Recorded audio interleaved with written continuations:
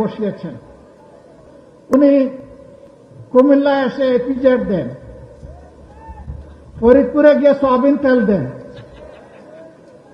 তিনি দিনাজপুরে গিয়ে আম উপহার দেন, সিলেটে গিয়ে 9 ঘন্টা উপহার দেন, সংসদে গিয়ে প্রাথমিক বিশ্ববিদ্যালয় উপহার দেন, আর কক্সবাজারে এসে বলেন যে বিরোধী দল এই বাজেটে মাদক এবং ধূমপান জাতীয় দ্রব্যের ট্যাক্স বাড়ানো হয়েছে বলে বিরোধী দল তার বিরুদ্ধে প্রতিবাদ করে মিছিল করেছে। মিথ্যা, ভুয়া।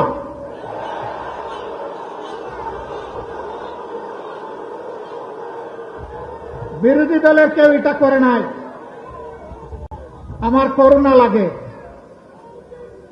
প্রধানমন্ত্রীর এই পদটা রাষ্ট্রীয় পদ, তিনি রাষ্ট্রের প্রধান নির্বাহী, তার দিকে তাকিয়ে বিশ্বের জনগণ বাংলাদেশকে হিসাব করবে। তার মুখ দিয়ে যদি অনবরত এই সমস্ত ভুলভাল কথা বের হতে থাকে, বাংলাদেশ লজ্জিত হবে, ক্ষতিগ্রস্ত হবে। এদেরকে চিহ্নিত করুন, যারা আপনাদেরকে ভুল বুঝাচ্ছে। আপনার সম্মান মানে বাংলাদেশের সম্মান যারা ধ্বংস করছে, এদের ব্যাপারে ব্যবস্থা নিন, নইলে ক্ষতিগ্রস্ত শুধু আপনি হবেন না, গোটা জাতিকে আপনি ক্ষতিগ্রস্ত করবেন। এবারকার বাজেট বিরোধী দল প্রতিক্রিয়া জানাবে, খুবই স্বাভাবিক। এটা গণতন্ত্রের এসেন্স, এটা গণতন্ত্রের সৌন্দর্য। এতে রাগ করার কি আছে? অল্পতে ধৈর্য হারালে 18 কোটি মানুষের দায়িত্ব পালন করবেন কিভাবে? হ্যাঁ, জনগণ সমর্থন দিবে, প্রশংসা করবে। জনগণ যখন দেখবে জন আকাঙ্ক্ষা বাস্তবায়নে আপনি এবং আপনার সরকার আন্তরিক। আমরা চেয়েছিলাম জনগণের সকল সমস্যার সমাধান সংসদে হোক, সরকার চায়নি। আমাদেরকে তারা ঠেলে দিয়েছে জনগণের কাতারে। যদি গণভোটের রায় মেনে নেওয়া হতো, আজকের এই বিভাগীয় সমাবেশের প্রয়োজন হতো না, এতগুলো মানুষকে ত্যাগ স্বীকার করে এখানে আসতে হতো না। আপনারাই বাধ্য করেছেন। সংসদে আমরা এই দাবি উত্থাপন করেছিলাম, আলোচনা হয়েছে, আপনারা ফেলে দিয়েছেন, অপমান করেছেন। আমরা সেদিন সংসদে কথা বলতে মাননীয় স্পিকারের অনুমতি প্রয়োজন হয়, মাননীয় স্পিকারের রুলিং এর প্রয়োজন হয়। যেহেতু এখানে আমরা সুবিচার পাইনি, আমরা এখন জনগণের সংসদে চলে যাচ্ছি। জনগণের বিষয় এখন জনগণের কাছে পেশ করব, সেখানে কোনো স্পিকারের অনুমতির প্রয়োজন হবে না। সেখানে মন খুলে কথা বলবো, জনগণ সিদ্ধান্ত নেবে আগামীতে তারা কি ফয়সালা দেবে। একটা স্বাধীন সার্বভৌম দেশ, সীমান্তে কি হচ্ছে আপনারা জানেন। আমরা নোটিশ দিয়েছি এই বিষয়ে আলোচনা করার জন্য, আমাদের নোটিশ নিয়ে টাল বাহনা করা হচ্ছে। ভয় কিসের?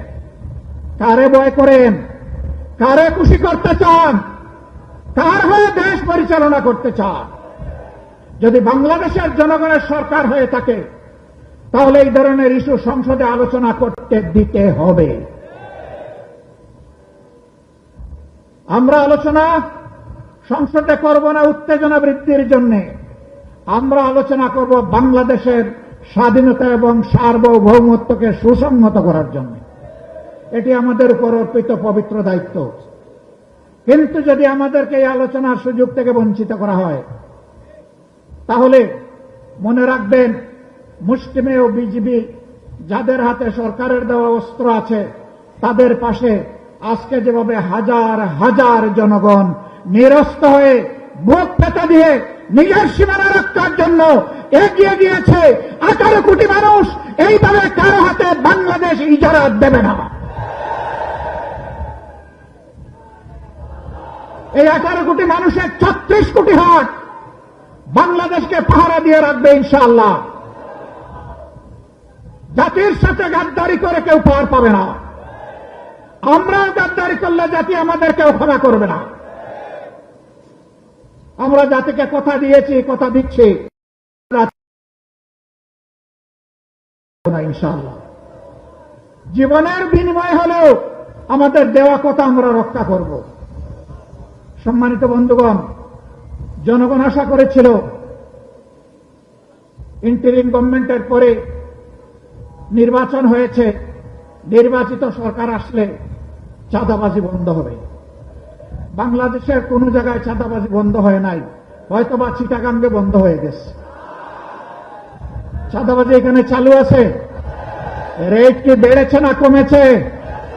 এই চাঁদাবাজ কারা জনগণ কি জানে না? জনগণ কি চিনে না? মাননীয় প্রধানমন্ত্রী, চাঁদাবাজকে আপনি সামাল দিন। আপনি কথা দিয়েছিলেন আপনি ক্ষমতায় আসলে দুর্নীতির টুটি চেপে ধরবেন। আমরা দেখতে পাচ্ছি দুর্নীতিকে জাতীয়করণ করা হয়েছে। দুর্নীতি এবং চাঁদাবাজির বিরুদ্ধে কথা বললে কারো যদি মন খারাপ হয়, আমাদের করার কিছুই নাই, বলে যাচ্ছি, বলেই যাব। এবং শুধু কান্ত হব না, আমরা জনগণকে সাথে নিয়ে গণপ্রতিরোধ গড়ে তুলব। আপনারা পরিষ্কার কথা, গণভোটের রায় বাস্তবায়ন করতে হবে। গণভোটের রায় বাস্তবায়ন করতে হবে। গণভোটের রায় বাস্তবায়ন করতে হবে। যদি না করেন তাহলে যেভাবে 96 সালে নিজেরাই শেষ পর্যন্ত কেয়ারটেকার সরকারের বিল নিজেরা এনে পাশ করতে বাধ্য হয়েছিলেন, এই রেফারেন্ডামও বাস্তবায়ন করতে আপনারা বাধ্য হবে। ভালোই ভালোই মেনে নিন, জনগণকে রাজপথে ফেলে দিবেন না। আমরা শান্তিপূর্ণ গণতান্ত্রিক ধারায় থাকতে চাই, আমাদেরকে থাকতে দিন। আমাদেরকে সুড়সুড়ি দিবেন না। নতুন করে সুড়সুড়ি দেওয়ার কিছু নেই। হুমকি ধমকি দিবেন না। মাঝে মাঝে হুমকি ধমকি দেওয়া হয়, জেলের ভয় দেখানো হয়। ফাঁসিকে যারা তুচ্ছ মনে করে তাদেরকে জেলের ভয়